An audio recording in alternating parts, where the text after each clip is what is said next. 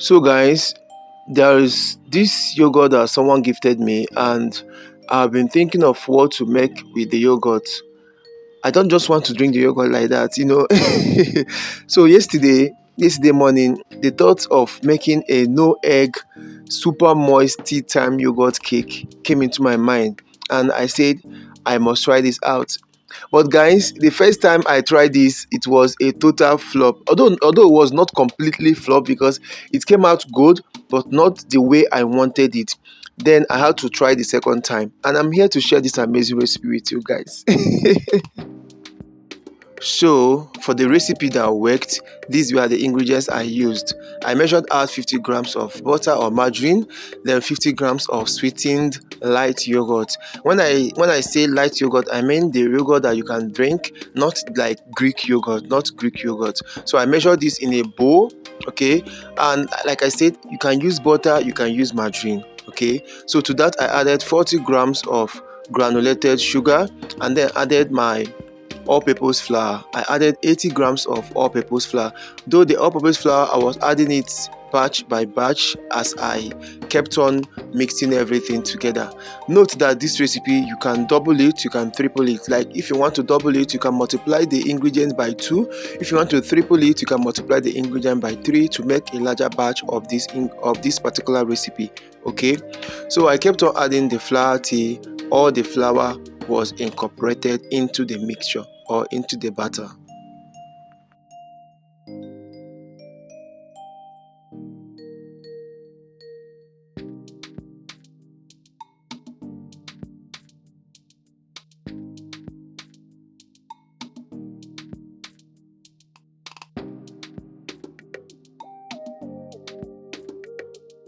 This is a very simple and easy recipe, and it won't take your time at all.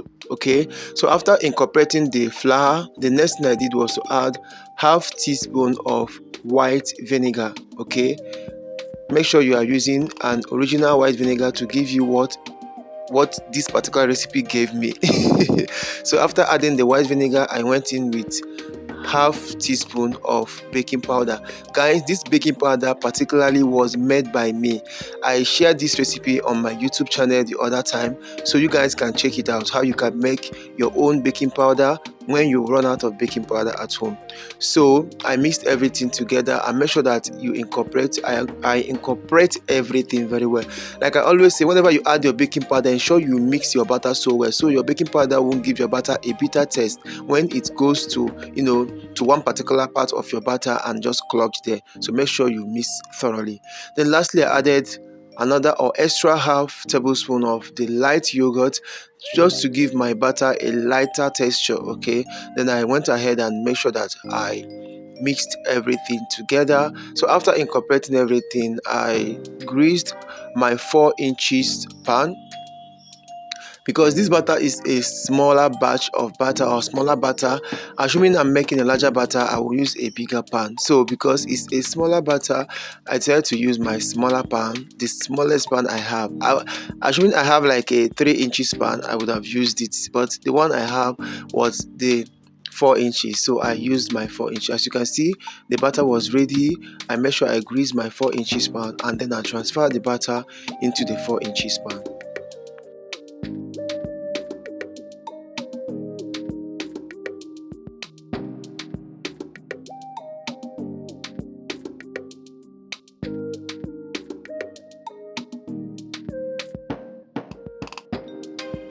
But note that all this while I was mixing my batter, my oven was heating already. Okay, make sure you preheat your oven before you transfer your batter into the oven. So I baked this in my preheated oven at 150 degrees C for 40 minutes. If you are using a convection oven, you have to reduce the heat so that it will bake gently. So this first one I'm just touching now was the one I baked first. You can see it kind of sank inside and it's kind of flat and all that, but it also has a good texture and a good outcome, but not completely what I wanted, because the recipe, the measurement and all that, we are not didn't give me exactly what I wanted. So this second one I'm holding now was the second one I repeated, which is the recipe I just shared with you guys now. So guys, wrap this, let it cool down completely, and you're going to enjoy this small super amazing cake.